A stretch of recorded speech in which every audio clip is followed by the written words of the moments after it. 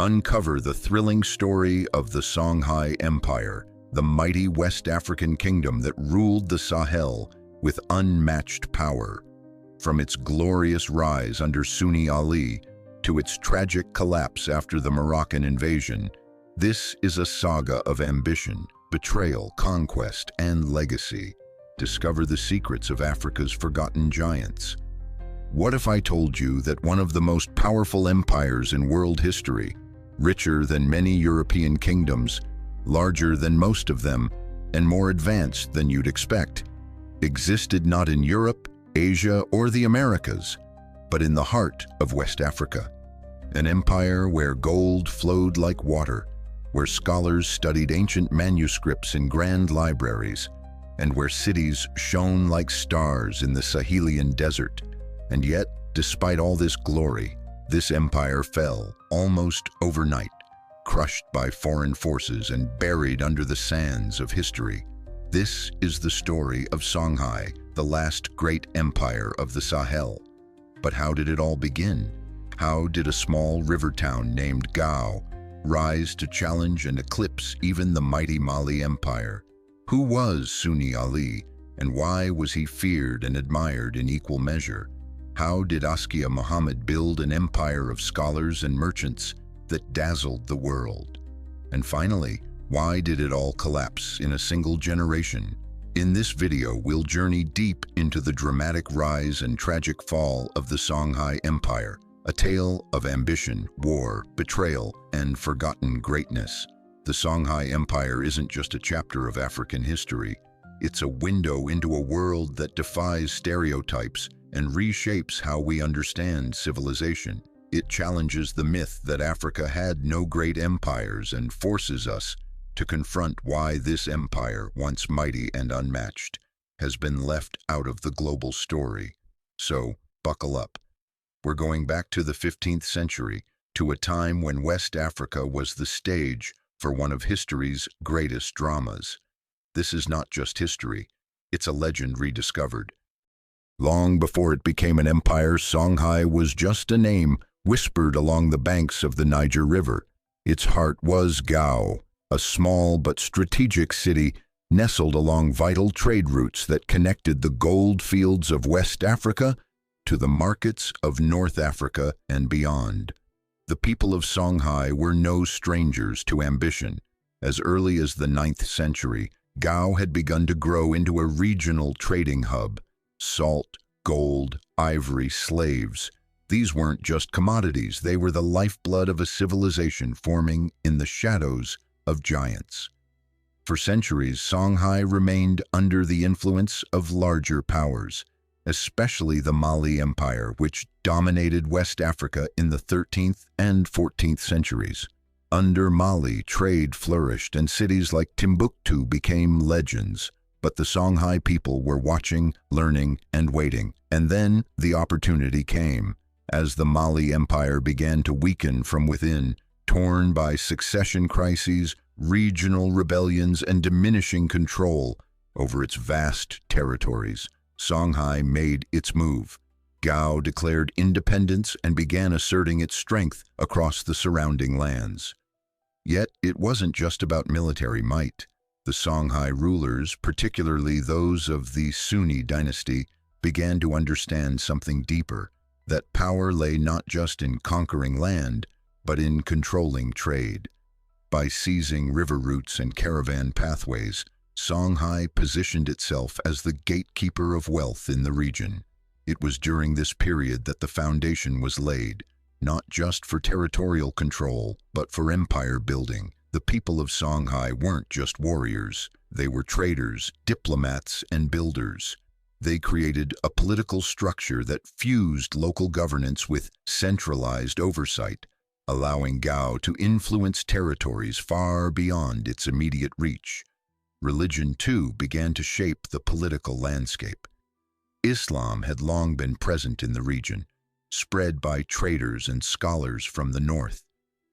But in Songhai, Islam was blended with local beliefs, a spiritual flexibility that helped maintain cohesion across diverse communities. By the early 15th century, Songhai was no longer a satellite state, it was a rising star. Yet, even then, few could have predicted just how rapidly it would rise. What came next would forever change the map of West Africa. A new leader would emerge, one whose ambition knew no bounds, a man whose name would become synonymous with conquest and transformation. His name? Sunni Ali. If the Songhai Empire was a spark waiting to ignite, then Sunni Ali was the wildfire that turned it into a roaring blaze. Crowned in 1464, Sunni Ali, also known as Ali Bear, was not just a king, he was a storm. From the moment he took the throne, his eyes were fixed on one goal, expansion, and he wouldn't stop until the Niger River, the desert, and every trade route in between bowed to Songhai. His first move, the legendary city of Timbuktu. Timbuktu wasn't just a prize of prestige, it was the intellectual and spiritual heart of West Africa, home to scholars, scribes, and one of the largest collections of manuscripts in the world. It symbolized Mali's former glory. Sunni Ali knew that to legitimize Songhai's rule, he needed to take it, and in 1468 he did just that. But Sunni Ali was not content with capturing cities. He aimed to crush resistance. His campaigns were swift and brutal. After taking Timbuktu, he moved south to Jenne, another jewel of Sahelian commerce. That siege took 7 long years, but eventually Jenne too fell under his banner. Sunni Ali's genius lay in his adaptability. He combined cavalry, infantry, and riverine forces in ways few African leaders had done before. His navy on the Niger was a powerful innovation, allowing him to move troops quickly and secure trade routes with unmatched speed. Yet, for all his strategic brilliance, Sunni Ali was also feared.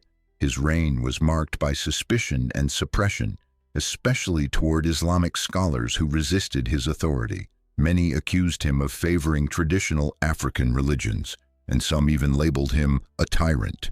But none could deny his results. Under his rule, Songhai transformed from a regional power into a continental empire.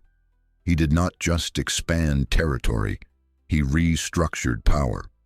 Sunni Ali imposed military governors called farins across the conquered cities, ensuring that local rebellions were swiftly crushed. Trade boomed under this enforced stability.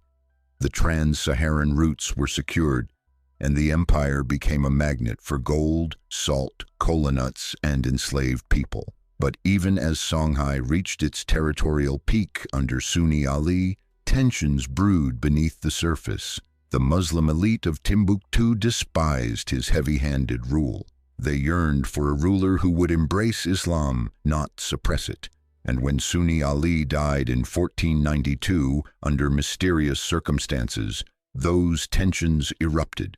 His son, Sunni Baru, inherited the throne, but his legitimacy was fragile, especially among the Muslim scholars and merchants who wielded quiet power in the empire's urban centers. That's when a former general stepped forward, a man who would take Songhai to even greater heights, not with an iron fist, but with enlightened rule. Askia Muhammad.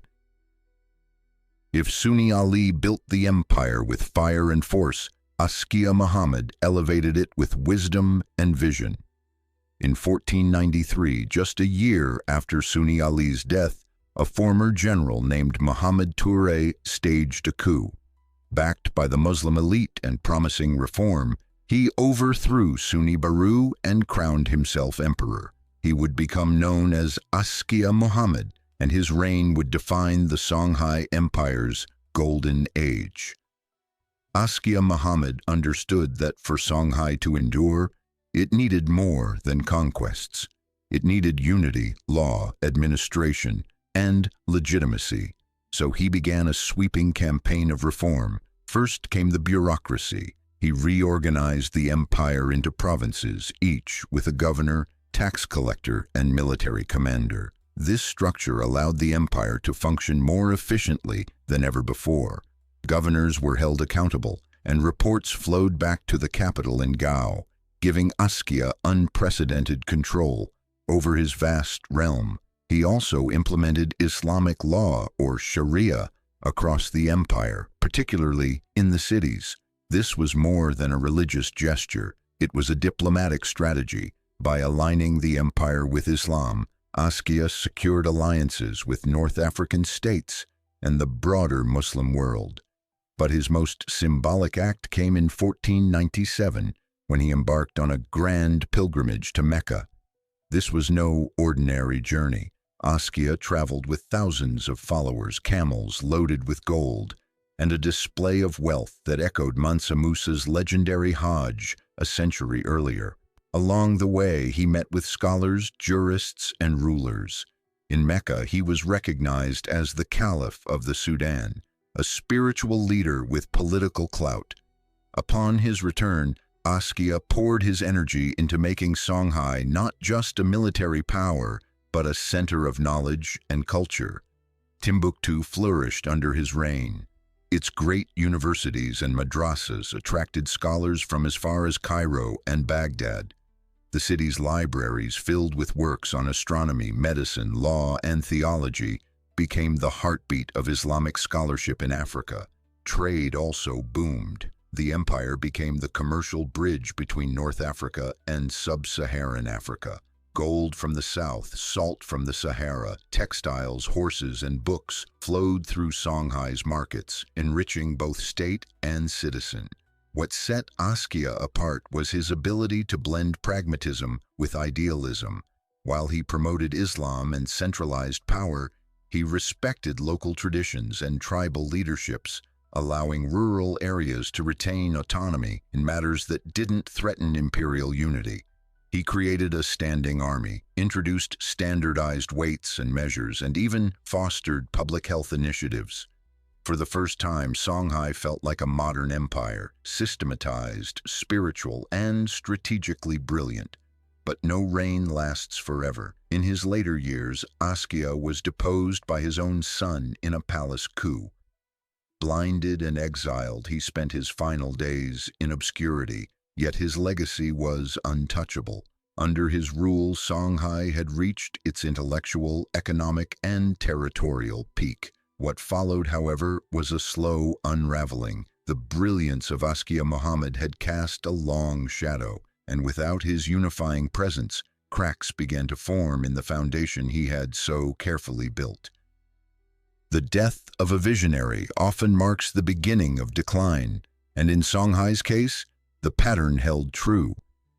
After Askia Muhammad was overthrown by his own son, internal strife began to seep through the empire's golden armor. The royal court became a theater of succession crises, with one ruler rising only to be challenged and replaced by another. In less than a century, Songhai saw a carousel of emperors, many of them weaker than the last. Power struggles within the Askia dynasty eroded the central authority that had once kept the empire functioning like clockwork. Governors began acting independently, collecting taxes for themselves and raising private armies. Provincial loyalty to Gao, the heart of Songhai, waned, and with it, the stability of the empire. Meanwhile, corruption began to rot the bureaucracy from within. Positions of power were often bought or inherited rather than earned, and regional rulers no longer felt bound to the ideals that had driven Askia Muhammad's reforms. The once efficient administration turned sluggish and inefficient. But the internal decay wasn't the only threat. The economy, long powered by trans-Saharan trade, began to falter. European powers, especially the Portuguese, were establishing coastal trade routes, bypassing the Saharan caravans that had once funneled riches into Songhai.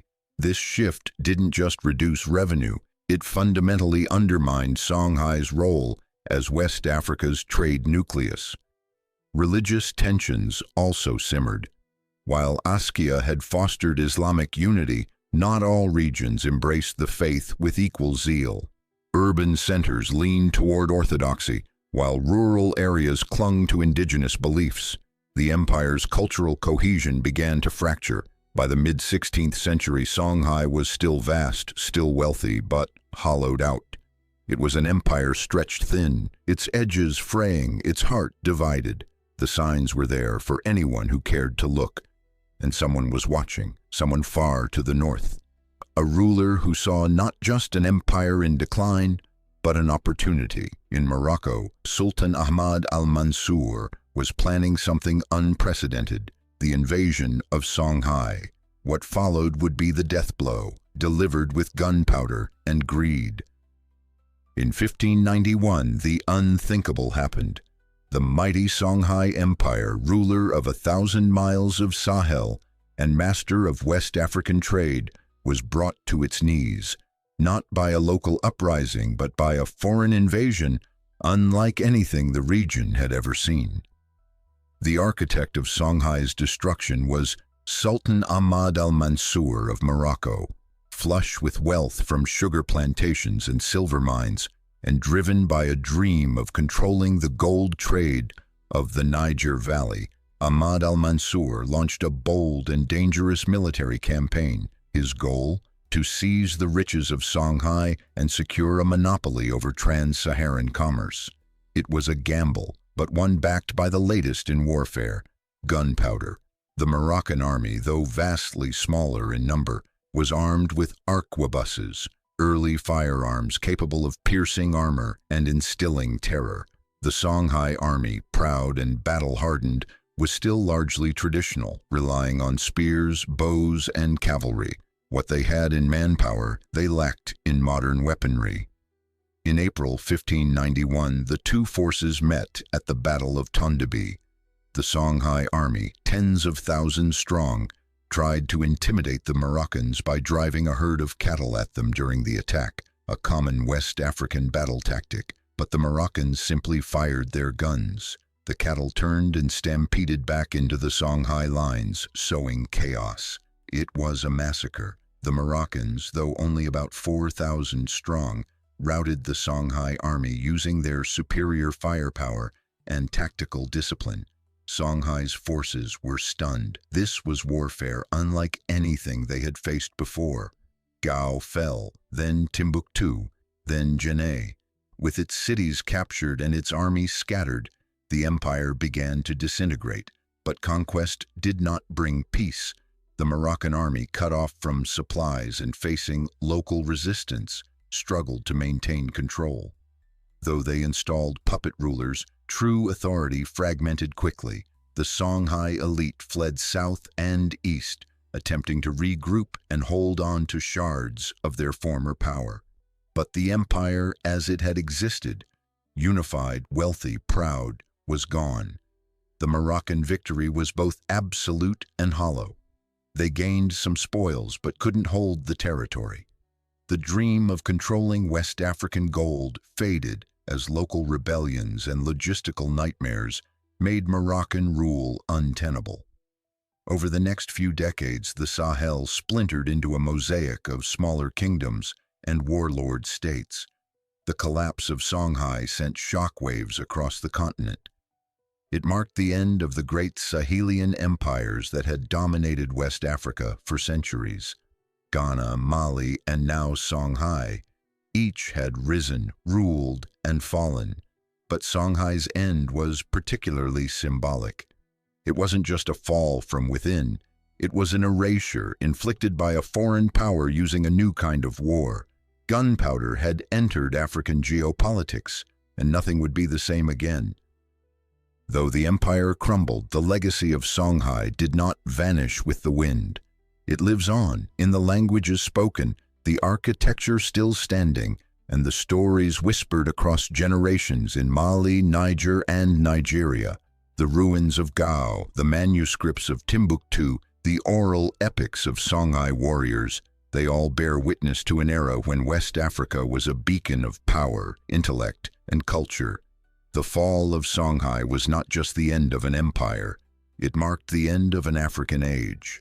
For centuries, West Africa had been ruled by African kings, shaped by African institutions and driven by African visions of greatness. With Songhai's collapse, foreign powers gained a new foothold, and the region began its long entanglement with European imperial ambitions. Yet Songhai's impact transcends its borders and its time. It redefined what African empires could be: multi-ethnic, multi-religious, and economically dynamic. It proved that sophisticated administration, international diplomacy, and urban culture were not the sole domain of Europe or Asia. Songhai gave us a blueprint, a reminder that Africa's history is not one of silence, but of strength. In the minds of historians and the hearts of its descendants, the Songhai Empire remains a symbol of resilience, ambition, and forgotten brilliance. Its cities may have fallen, but its story endures. The story of Songhai is more than just a chapter in African history. It's a revelation. It's a reminder that greatness has many origins, that power and intellect have flourished in every corner of the world, and that empires rise not just through conquest, but through culture, vision, and innovation. From Gao's humble beginnings to the golden courts of Timbuktu, from the thunderous reign of Sunni Ali to the scholarly enlightenment of Askia Muhammad, from battlefield triumphs to the tragedy of Tondibi, Songhai's story is one of epic proportions, and yet, too often, it is left untold. Why? Because history, as it's often written, has overlooked Africa's brilliance, because the silence around these empires allows outdated myths to thrive. Because if we forget Songhai, we forget a piece of ourselves. Remembering Songhai means recognizing that Africa was not waiting to be discovered. It was already building, learning, ruling. It had systems, cities, scholars, and stories. It had legacy. Today, the manuscripts of Timbuktu still whisper their secrets. The descendants of Songhai still speak their language. The Sahel still carries echoes of the past. But it's up to us to listen and to tell these stories louder than ever before. So, if this journey moved you, if it challenged what you thought you knew, then do something about it. Like this video, subscribe for more untold histories, share this story because the world deserves to know the greatness of Songhai.